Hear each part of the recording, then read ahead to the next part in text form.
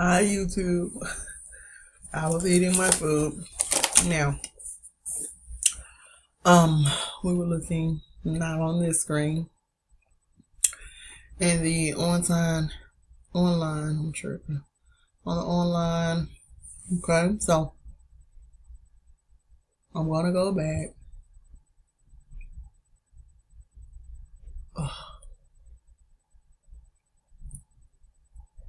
I'm gonna go back and read that long page. I don't want to, but I'm a team player, okay?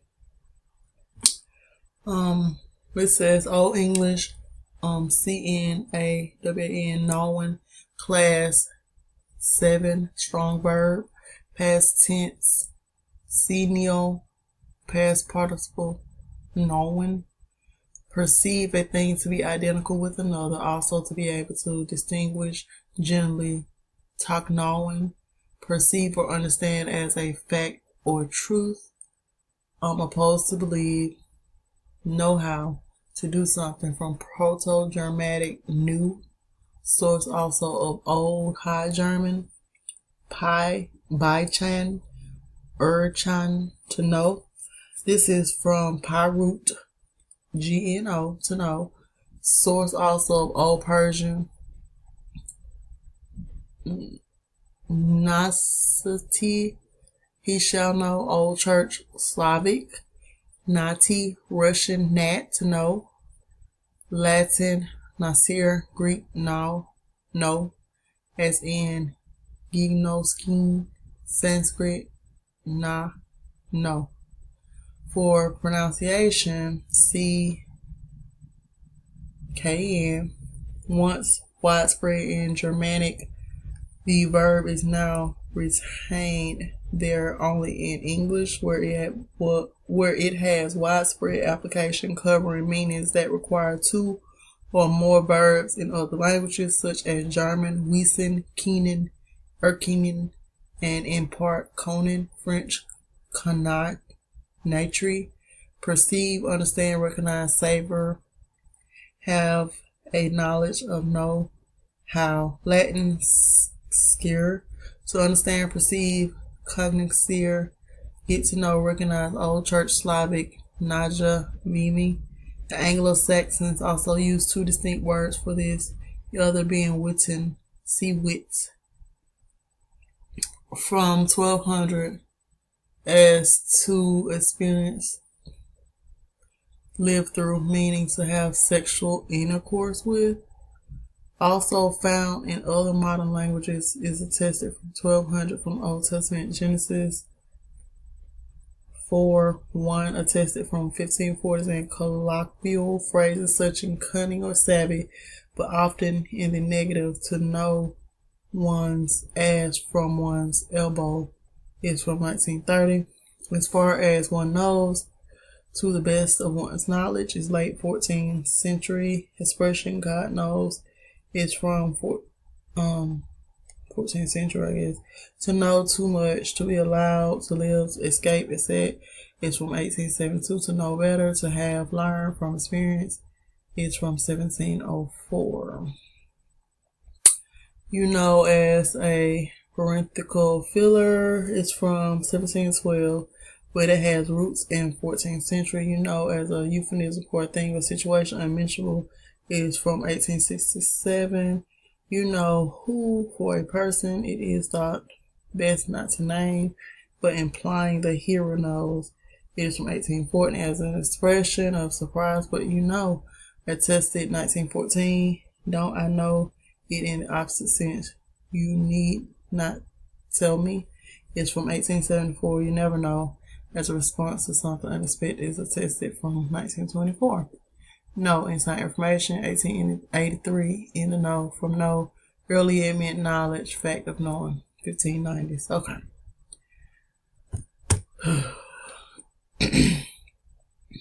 Y'all excuse my facial expressions. Now, we'll go back to, we just stop right here where it says see, know. Okay. Absorbing third sense of to know.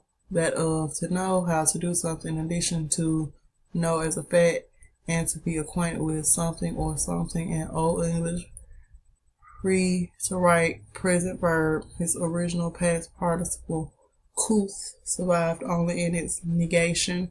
See uncouth, but see also could. The present participle has spun off as cunning. So, I guess we'll just go to couth. In Old English, who known past participle cunning from Proto-Germanic kunthos. So it's also known Frisian couth, known Old Saxon couth, Old High German kun, German kun, Gothic Kumps, known, died out as such 16th century with the emergence of could, but the old word was reborn in 1896 with a new sense of culture, refined as a back formation from uncouth. The Old English word forms the first element in the man's proper name, Cuthbert, literally famous, bright. Okay, and like I said earlier, if y'all can pull out the babies, that'll be great. I'm just reading. Okay, so that was everything with that. Okay, so from that, I wrote down aphetic. A-P-H-E-T-I-C.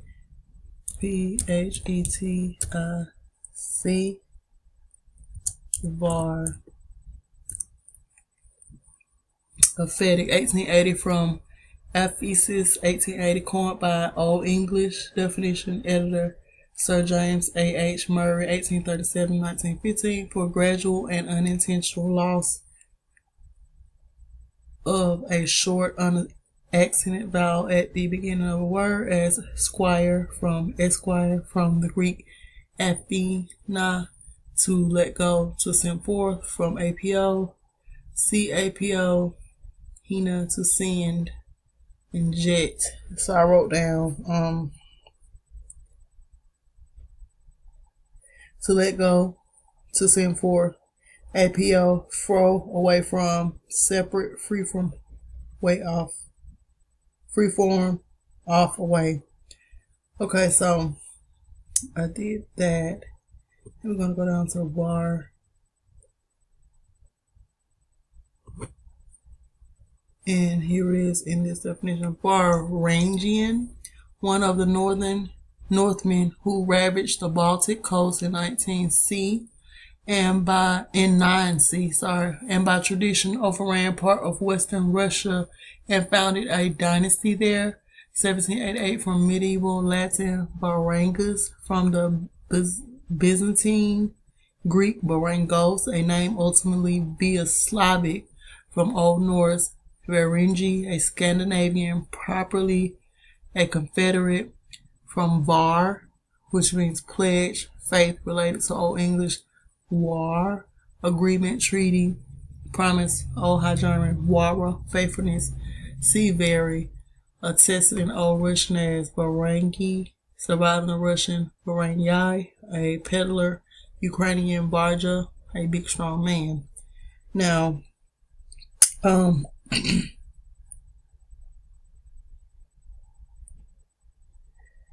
I thought I looked up very. It's not a thing. We'll look it up now. Late 13th century, vere, true, real, genuine. Later, actual, sheer. Late 14th century, from Anglo-French, vera, Old French, vera, true, faithful, sincere, right, just, legal, from vulgar. Hold on, y'all. Sorry. I made some lemonade with some ginger in it. Y'all can follow me on Instagram. I put up my food, StylesbyNina LLC. The things I cook, the things I'm into. I'm gonna start doing more on there as far as food, because I like when I use different colors and vegetables and stuff. And I'm trying to stop eating meat, but not successful so far. Anyway, From vulgar Latin veracious, from Latin verax, genitive, veracious, truthful, from verus, true, so it's also Italian, vero, from pyroot, word, true, trustworthy, so it's also Old English, where a compact, Old Dutch, German, Welsh, Irish, true, Church Slavonic, vero, faith, Russian, vero, faith, believe, meaning greatly, extremely. It's first recorded uses a pure intensive sense, Middle English. Okay. I don't know. Well, what I found, and it was probably somewhere up here. Let me go back. I think I went all off. I think I just went on ahead and put in Gypsy. Gypsy. Okay. Now, what stuck out on this for me was number one, Romany. Gypsy. Cognate with Spanish, Gitano, and close in sense to Turkish and Arabic, Kipti. Gypsy, literally Coptic, but Middle French, they were Bohemian, see Bohemian, and in Spanish also flamenco, from Flanders. The Gypsies seem doomed to be associated with countries with which they have nothing to do. Weekly, Zingari, the Italian and German name is of unknown origin. Romany is from the people's own language. Now, in this dictionary, it said Romany is their language, but Romany is from the people's own language, a plural adjective form of Rom, man. Gypsy was the preferred spelling in England.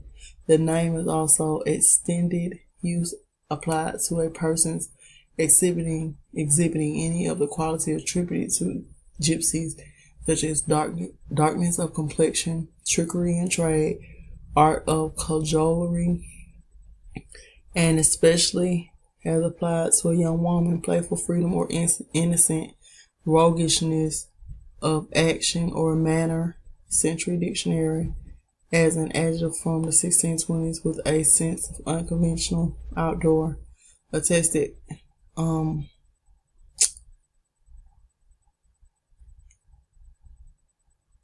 And see, slang is a conscious, and I skipped down because they were saying in somewhere in here that I was reading that English is slang for another language, and slang is a conscious offense against someone, against some conventional standard of propriety, and mere vulgarism is not slang. Okay, we ain't gonna go down now. Now I tested, and I got 2 more minutes. Let me see.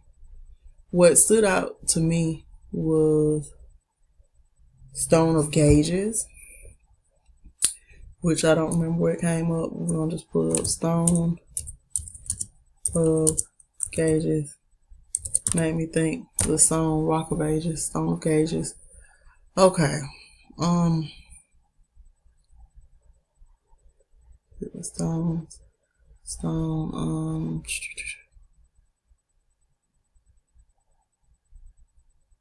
I don't know, y'all.